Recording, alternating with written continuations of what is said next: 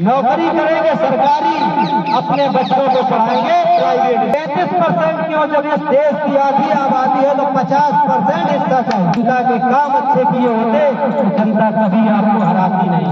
तो ऐसे लोगों के सारे संसाधन छीन लेना चाहिए। कांग्रेस बीजेपी में कोई बहुत ज्यादा फर्क नहीं, संख्या है तो वो लोग हिस्सा मांगने लगेंगे, और जब हिस्सा मांगने लगेंगे तो ये मनुवादी विचारधारा के लोगों के लिए इस देश में संवैधानिक पदों पर जगह नहीं मिली। फ्री की योजनाएं बंद करो, बेरोजगारों को रोजगार दो और उनको भरपूर दाम दो, हम अपना विकास खुद कर लेंगे। सरकार का काम सिर्फ इतना होना चाहिए, अच्छी शिक्षा दो, अच्छा स्वास्थ्य दो, अच्छी सुरक्षा दो, अच्छा पानी दो और अच्छी व्यवस्था। प्रधान से लेकर प्रधानमंत्री तक मरता है और इस्तीफा देता है, वो पद अगर 6 महीने के अंदर भरा जाता है तो नौकरियों में जो भी रिक्त पद है उनका भी नियम निकाला जाए, 6 महीने के अंदर आपको भरना ही हो।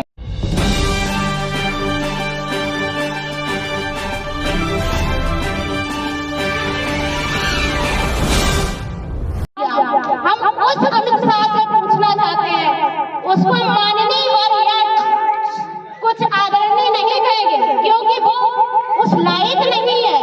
संविधान की देन से, संविधान की ताकत से उसने अपनी कुर्सी पाई है और उसी की अभिनता, महिलाओं की अभिनता।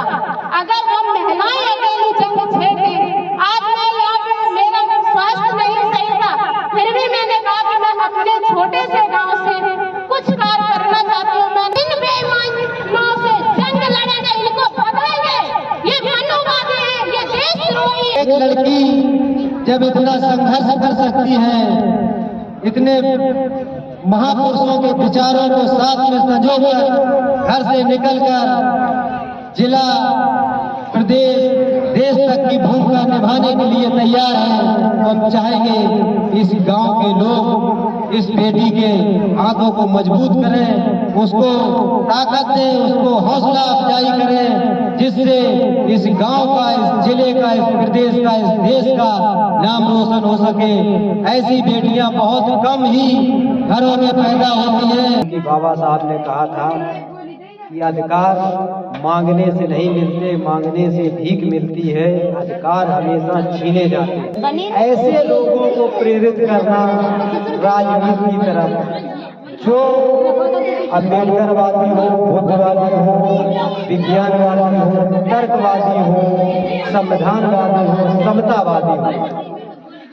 हम लोगों का मिशन है कि हम लोग स्वयं कभी राजनीति में नहीं आएंगे, लेकिन ऐसे लोगों को वहां सत्ता तक पहुंचाने के लिए जन जागरूकता अभियान चलाएंगे, जिससे इस देश में अंधविश्वास पाखंड समाप्त हो। आज प्रधानमंत्री से लेकर राष्ट्रपति, प्रधान, सब कुछ इस देश में महिलाएं बन सकती हैं। लेकिन क्या आपने कभी कल्पना की थी कि जब माता सावित्रीबाई फुले का आंदोलन नहीं चला था, तब आप लोगों को घर से निकलने का भी अधिकार नहीं था। एक बाबा साहब ने हजारों करोड़ों लोगों को वो अधिकार दे दिए जो हम लोग सपने में भी नहीं सोच सकते थे। गले में हथौड़ी, कमर में झाड़ू, इसी देश ने हम लोगों को बदलाया। वो सारा सिस्टम बाबा साहब ने मनुवादी हम लोगों को यहाँ तक पहुँचाया। हमारे समाज में, हमारे जाति, हमारे धर्म के लोग ही हमारे लोगों का शोषण करने लगे। उसको बदलने के लिए मौलिक अधिकार रक्षा मिशन का कारवां चलाया गया। वो व्यक्ति उस पद पर पहुंचे जो संविधानवादी हो, तर्कवादी हो, विज्ञानवादी हो, मानवतावादी हो, क्योंकि हमारे ही लोगों का शोषण करने लगे। इसके लिए इस मिशन को चलाया जा रहा है। परम पूज्य बाबा साहब डॉक्टर भीमराव अम्बेडकर, राष्ट्रपिता ज्योतिबा फूले, माता सावित्रीबाई फूले, छत्रपति साहूजी महाराज और हमारे सभी महापुरुषों को हम सत नमन करते हुए अपनी बात और हमारे राष्ट्रीय प्रदेश अध्यक्ष जी को मैं बहुत बहुत धन्यवाद कहना चाहूँगी। दिनेश भैया को भी धन्यवाद कहना चाहूँगी तहे दिल से। आज जो अपना कीमती समय निकाला और हम इस नंदपुर गांव में, छोटे से गांव में आप आए हमारे साथ और माता सावित्रीबाई फुले का जन्मदिन मनाया गया। संसद में अमित शाह ने उंगली बाबा साहब पर उठाई है कि अगर भीमराव अम्बेडकर का अम्बेडकर अम्बेडकर अम्बेडकर कहने का फैशन बन गया है, अगर इतना भगवान का नाम ले लिया जाता तो शायद आपकी 7 पीढ़ी स्वर्ग में पहुंच जाती। तो ये कहते हैं कि आप लोग अगर ये बात ध्यान रखें कि आगे जो वोट मांगने आए तो सबसे पहले अम्बेडकरवादी पक्का हो उसको वोट दे, अन्यथा किसी को न दे। आपका अपमान किया राज्यसभा में, गांव-गांव में, सड़क सड़क पर जाने कितने ऐसे हजारों लाखों हमेशा आए दिन हमारा और हमारे समाज का, बाबा साहब का, महापुरुषों का अपमान करते हैं। उन सबसे निपटने के लिए ऐसे मनुवादी लोगों को, हम लोगों को सत्ता से बाहर करना होगा और जो ओरिजिनल बाबा साहब के अनुयायी है, अम्बेडकरवादी है, बुद्धवादी है, तर्कवादी है, संविधानवादी है, मानवतावादी है, ऐसे लोगों को जब हाथ में पावर होगी, सत्ता होगी, तभी ये देश, समाज, संविधान सुरक्षित रह पाएगा। अगर जात पात धर्म के नाम पर वोट करते रहेंगे तो आज एक अमित शाह ने अपमान किया, कल हजारों करोड़ों अमित शाह हमारे महापुरुषों का, हमारे समाज का अपमान करेंगे, क्योंकि उन्हें पता है 5 किलो अनाज में इस देश की जनता बिकने वाली है।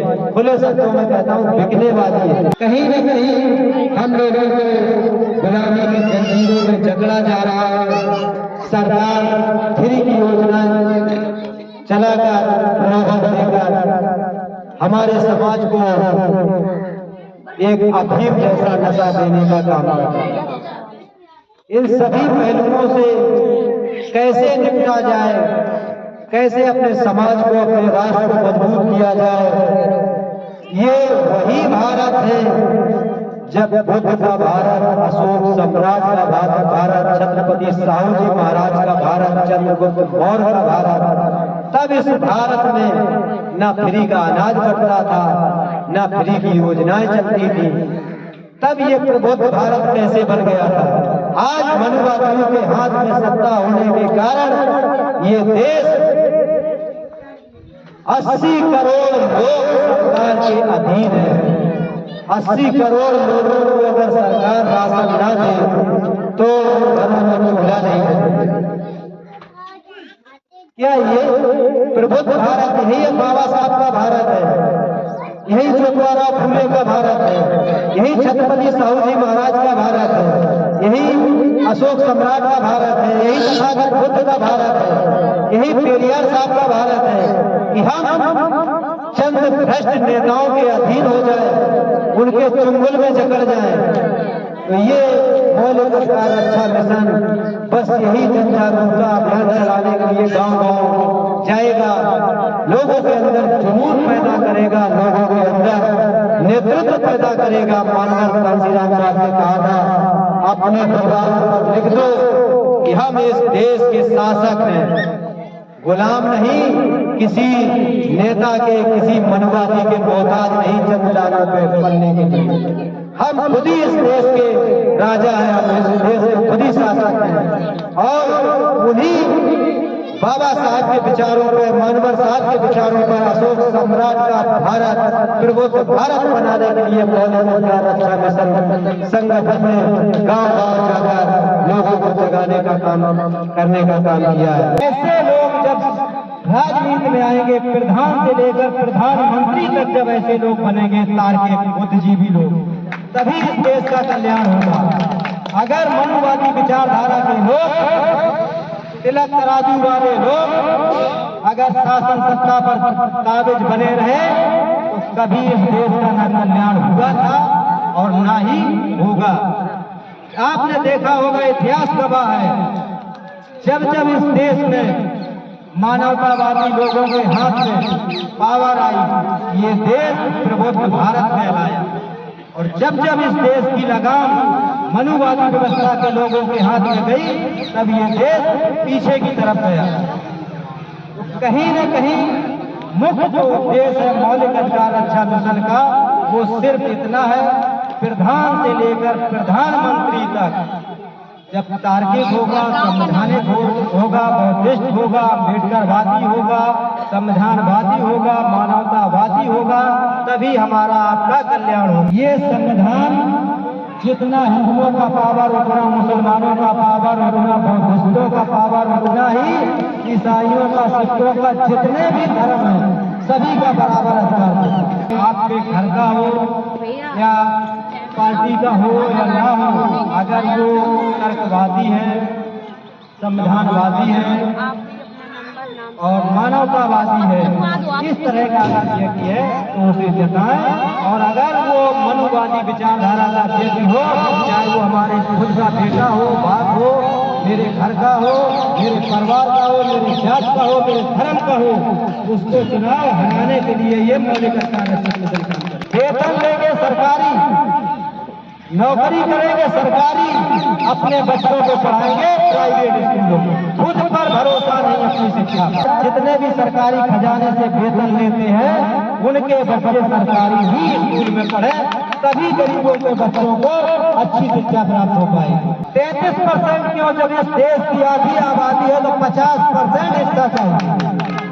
33% में क्यों हम, जब हमारी संख्या 50% है तो 50% हिस्सा भी चाहिए। अगर आम जनता चुनाव जिता के आपको ये सारे संसाधन दिलाती है, वही आम जनता अगर आपको चुनाव हराती है तो सारे संसाधन नेताओं के छीन लेना चाहिए।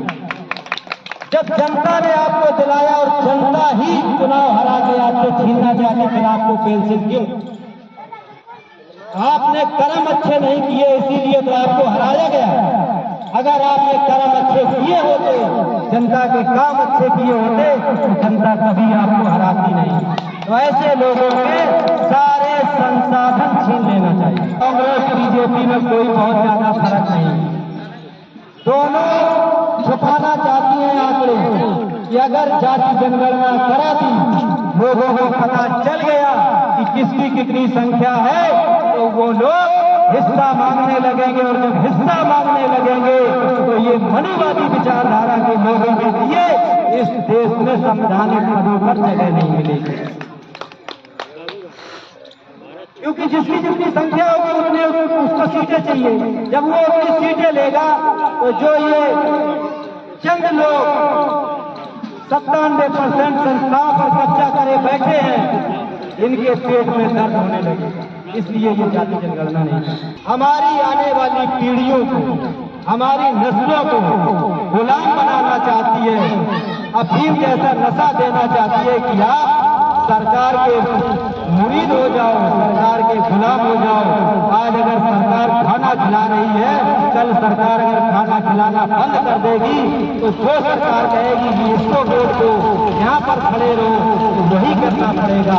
तो फ्री की योजनाएं बंद करो, बेरोजगारों को रोजगार दो और उनको भरपूर दाम दो, हम अपना विकास खुद कर लेंगे। सरकार का काम सिर्फ इतना होना चाहिए, अच्छी शिक्षा दो, अच्छा स्वास्थ्य दो, अच्छी सुरक्षा दो, अच्छा पानी दो और अच्छी व्यवस्थाएं दो।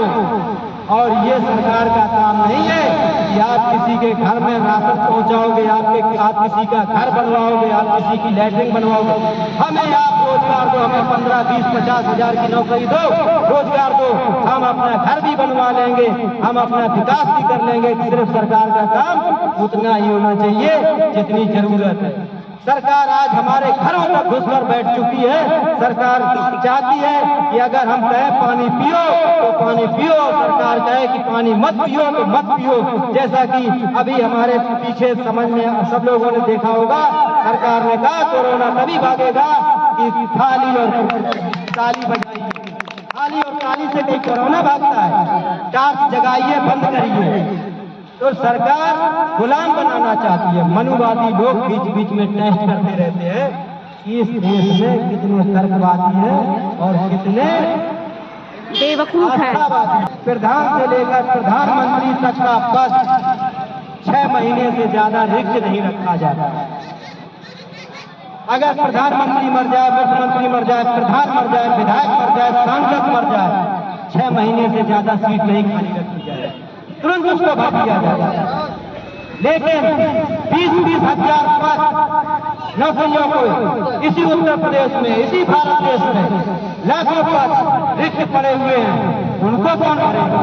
जब अगर प्रधानमंत्री प्रधान से लेकर प्रधानमंत्री तक अगर मरता है और इस्तीफा देता है, वो पद अगर 6 महीने के अंदर भरा जाता है तो नौकरियों में जो भी रिक्त पद है उनका भी नियम निकाला जाए, 6 महीने के अंदर आपको भरना ही होगा। किसी भी धर्म का ठेकेदार हो, अगर समाज को अंधविश्वास पाखंड की तरफ लेकर जाता है तो ऐसे ठेकेदार को सलाखों से पीछे होना चाहिए। सबसे ज्यादा इस देश को अगर मुद्दा है बर्बाद किया है तो इन पाखंडियों ने नेताओं एवं सरकारी कर्मचारियों व उद्योगों के द्वारा किया हुआ भ्रष्टाचार का 1-1 रुपया वसूल नहीं जब तक कर लिया जाता है, तब तक हमारे किसान, मजदूर, बेरोजगार, गरीब, दलित, वंचित, ओबीसी, पिछड़े जितने भी हमारे शोषित वंचित लोग हैं, उनसे भी बैंकों का कर्ज, बिजली का बिल इत्यादि ना वसूला जाए।